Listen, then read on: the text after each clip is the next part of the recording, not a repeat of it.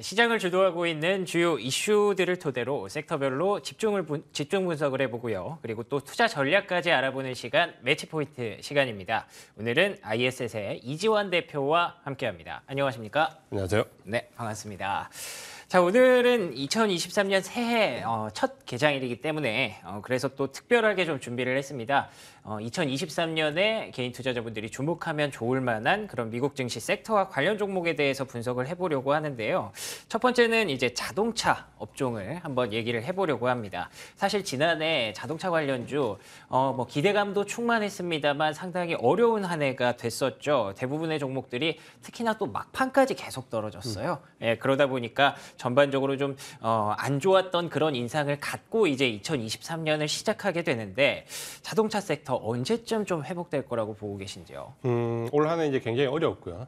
작년 한 해 굉장히 어렵고요. 2022년도는 특히 이제 자동차 업종 같은 경우는 공급 부족에 시달리면서 이 숏대지 문제가 굉장히 큰 태도로 좀 떠올랐습니다. 이후에 이제 연말로 넘어오면서 경기 침체와 관련된 부분에서 또다시 어려운 모습이 이어지면서 2022년도 작년 한 해는 전반적으로 자동차 업종이 상당히 좋지가 않았습니다. 올해는 이제 조금 기대감을 가져봐야 되는 해인데요. 이 전기차와 내연기관차의 반등 시기는 조금 다르게 예측이 되고 있습니다.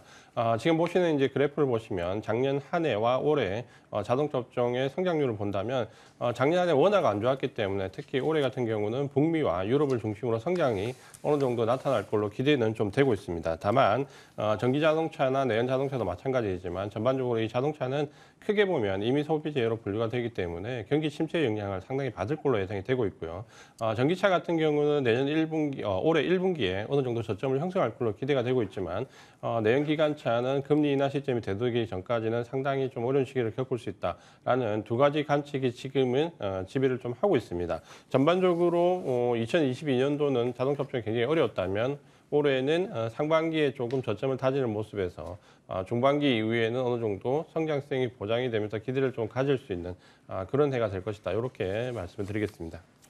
알겠습니다. 아무래도 이미 소비재이기 때문에 올해도 사실 상반기에는 조금 녹록지 않을 것으로 예상을 하고 계신데요. 그래도 중반 이후부터는 조금씩 반등할 수 있을 것으로 기대를 갖고 계십니다. 그리고 또 이제 전기차 업계에 대한 얘기를 좀 해봐야 될 것 같은데요. 아무래도 뭐 테슬라 얘기를 하지 않을 수가 없습니다. 테슬라발 악재 그리고 또 뭐 CEO에 대한 리스크 이런 것들이 계속 전기차 시장과 자동차 시장을 좀 억누르고 있는 모습인데 이 부분에 대해서는 좀 어떻게 보고 계세요? 테슬라는 이제 상당히 우리 개인 투자자분들의 이제 애증의 종목인데 작년 한 해 개인들이 가장 매수한 종목 1위로 올라서기도 했고 반면에 공매도가 수익을 가장 많이 거둔 종목 1위. 작년 한 해 동안 공매도가 19조 원 가까운 수익을 좀 거뒀습니다. 지금 보시는 것처럼 테슬라는 미국에서 이제 압도적으로 전기차 부문 1위를 달리고 있는데 CEO 리스크와 지금은 감산 리스크 이 두 가지가 크게 부각이 되고 있습니다. 특히 이제 CEO 리스크는 그 트위터 인수가 단순하게 CEO 리스크에 국한되는 게 아니라 최근에는 트위터에서 채권단의 이 담보 제공을 요구가 들어오면서 실제적으로 이제 테슬라 주식을 보유하고 있는 주주들에게 영향을 줄 수 있는 리스크로 좀 부각이 되었고 또 한 가지는 지금 이제 1월 달에 중국에서 감산이 상당히 대두가 되고 있습니다. 특히 그 1월 춘절 기후로 약 10일 정도 감산을 예정하고 있는데 이 부분이 지금은 전반적으로 생산 부진에 대한 부분 경기 침체에 대한 우려감으로 좀 확대가 되고 있고 특히 이제 올해 1월 달에 주목하셔야 될 부분이 중국이 전기차 관련되어 있는 보조금을 폐지를 합니다. 중국 차는 지금 그 보조금이 우리나라처럼 개인이 아니라 전기차 업체에 지급이 되고 있는데 그만큼 이제 가격 인하 요인이 있었다면 이제는 그 부분이 가격 인상 요인으로 다가옵니다. 그러니까 이 부분이 과연 이제 테슬라 리스크에 얼마만큼 또다시 증폭될 것이냐 부분. 결국 테슬라는 1월 달에 중국의 보조금 폐지와 감산 이 두 가지 이슈로 얼마만큼 주가가 바닥을 다질 수 있냐 여부를 좀 확인을 하셔야 될 것 같고요. 다만 이제 지난 연말 이틀 거래일 동안에 대규모 공매도 숏 커버링이 들어오면서 주가가 반등을 했는데 이 부분이 이어질 수 있냐 부분이 아마 연초에 가장 큰 관전 포인트가 될 것 같습니다. 이런 부분을 본다면 1월 달은 일단 테슬라는 리스크 관리 측면에서 접근을 하시는 게 좋을 것 같고 1분기에 중국 보조금 이후에 주가의 흐름을 좀 보면서 대응을 하시는 게 좋을 것 같습니다. 알겠습니다. 테슬라에 대해서 확인할 게 좀 많습니다. 중국의 감산 그리고 보조금 폐지 여부에 따라서 테슬라의 주가도 좀 움직일 수 있기 때문에 조금 더 확인하고 접근할 필요가 있다는 관점 들어봤고요. 자, 두 번째로는 지난해 가장 큰 이슈 중 하나라고 할 수 있었던 전쟁 이슈. 사실 전쟁이 아직 끝나지 않았거든요. 그렇기 때문에 방산주에 대한 기대감 그리고 또 글로벌 정책 집행 자금 이런 것들도 좀 기대가 되고 있는 상황인데 혹시 방산주가 올해도 좀 잘 나갈지 그리고 또 주목하고 있는 종목이 있으시다면 좀 얘기를 좀 해주시죠. 방산주 이제 올해도 주목을 해볼 필요가 있고요. 가장 큰 부분은 이제 국방 예산이 대부분 글로벌 국가들이 증가하고 있다라는 부분이고, 특히 코로나19 때 대부분 코로나 관련돼 있는 방역 예산이 국방 예산에서 차용됨으로써 국방 예산의 감소가 두드러졌는데, 이 부분이 이제 정상화되면서 국방 예산 증액에 따라서 방산주는 주목을 해볼 필요가 있을 것 같습니다. 특히 이제 미국이나 러시아, 중국뿐만 아니라 독일과 일본 같은 부분도 GDP 예산의 거의 2% 가까이 국방 예산을 증액하겠다라는 부분을 밝히면서 전반적으로 방산주는 올해 또 주목을 좀 받을 것 같고요. 특히 이제 러시아 우크라이나 전쟁의 양상을 좀 본다면 이전과는 좀 다르게 첨단 전쟁이고 드론 전쟁이다라는 부분이 부각이 되고 있는데, 이런 점에서 드론과 관련돼 있는 대공 방어 시스템 관련돼 있는 쪽으로 한번 주목을 해볼 필요가 있습니다. 그중에서 이제 종목은 레이시온이라는 종목이 있는데, 우리가 잘 알고 있는 토마호크 미사일을 개발한 회사입니다.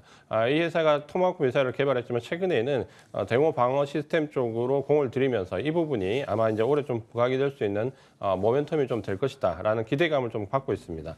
3분기 실적도 예상보다는 살짝 좀 좋게 나왔고요. 올해 방산주 중에서는 미국의 레이시온이라는 종목을 한번 주목해 볼 필요가 있습니다. 알겠습니다. 레이시온이라는 종목 언급을 해주셨습니다. 방산 산업과 연결돼서 또 얘기할 수 있는 부분인데, 또 우주 산업에 대한 관심 그리고 시장 참여자분들의 기대감도 상당히 큰 것으로 알고 있는데요. 우주 산업에 대해서 혹시 주목해야 될 기업들이 좀 있을까요? 상당히 이제 모멘텀이 많이 불었는데 실제로 주가 흐름은 작년 한 해 동안 그렇게 양호하지 않았습니다. 그러니까 기대만큼 주가가 양호하지 않았던 게 이제 우주 관련된 쪽인데, 이런 부분들 본다면 조금 보수적으로 접근할 필요가 있고, 이 중에서는 그나마 좀 우리가 주목해 볼 수 있는 종목이 로키드 마틴입니다. 그러니까 로키드 마틴 같은 경우는 우리가 알고 있는 항공 관련돼 있는 분야에서 앞서 있는 기업이고, 최근에는 위성 시스템 관련된 부분에서 민간 수요가 증가하면서 여기에 대한 수혜가 조금 예상이 되고 있습니다. 최근에 이제 실적도 예상을 좀 상회하는 수익이 나오면서 전반적으로 안정적으로 좀 볼 수 있는 종목이다. 하지만 업계 전반적으로 본다면 우주 항공 산업에 대한 접근은 올해 조금 보수적으로 접근할 필요가 있다. 이렇게 말씀을 드리겠습니다.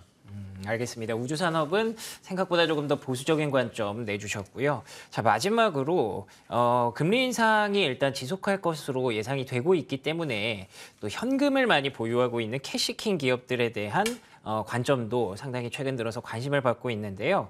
이쪽에 대해서 좀 분석을 해주신다면요. 올해 이제 시장이 좀 어렵기 때문에 아무래도 이제 현금 관련되어 있는 부분들이 많은 기업들이 유동성 리스크에서 조금 벗어날 수 있고, 고금리 규제에서 조금 위태로운 부분이 좀 차감될 수 있다라는 부분인데, 작년 한 해 동안 잉여 현금 수익률을 좀 살펴보면 대부분 원자재나 에너지 관련된 기업들이 상당히 상위에 링크되어 있습니다. 우리가 보통 이제 그 기업들이 보유하고 있는 현금 중에서 생산이나 유통, 영업과 관련된 비용을 제외한 부분을 잉여 현금이라고 하는데, 이걸 이제 주당으로 좀 나눠보면 잉여 현금 수익률이 나옵니다. 지금 보시는 것처럼 마라톤 오일이 잉여 현금 수익률이 28.5%를 기록했고요. 이 외에 이제 밑에 보시면은 한 10종목 정도가 10% 이상의 좀 잉여 현금 수익률을 보였습니다. 하지만 이제 이 종목들 대부분 그 상위에 랭크되어 있는 종목들을 보면 대부분 에너지나 원자재 관련되어 있는 기업들인데요. 그만큼 이제 작년 한 해 동안은 이쪽 섹터가 크게 주목을 받았다라는 부분인데, 하지만 이제 잉여 현금만으로 접근하기에는 이 종목들은 상당히 주가가 많이 올랐습니다.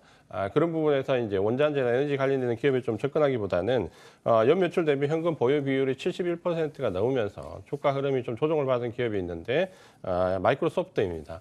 최근에 이제 이 마이크로소프트가 연매출 대비 주당 수익률이 7%를 넘어가면서 안정적으로 이 리스크를 좀 커버할 수 있다라는 부분이 좀 부각되고 있는데요. 아마 이제 올해 그 잉여 현금 수익률을 가지고 아마 많은 에포트들이 쏟아질 것 같은데, 업종 섹터 종목이 상당히 구분을 좀 지어질 필요가 있고, 원자재나 에너지처럼 주가가 너무 많이 급등한 종목보다는 주가 조정을 좀 받았고 잉여 현금이 높은 기업들 위주, 이런 기업들은 대부분 이제 IT 기업 위주들을 좀 나오는데, 그중에서 우리가 올해는 마이크로소프트를 한번 주목해 볼 필요가 있다. 이렇게 말씀을 드리겠습니다. 네, 고맙습니다. 2023년 주목해봐야 될 업종과 종목들에 대해서 테슬라, 레이시온, 로키드 마틴 그리고 마이크로소프트까지 확인해봤습니다. 지금까지 IS의 이지환 대표와 함께 얘기 나눠봤습니다. 오늘 말씀 고맙습니다. 고맙습니다.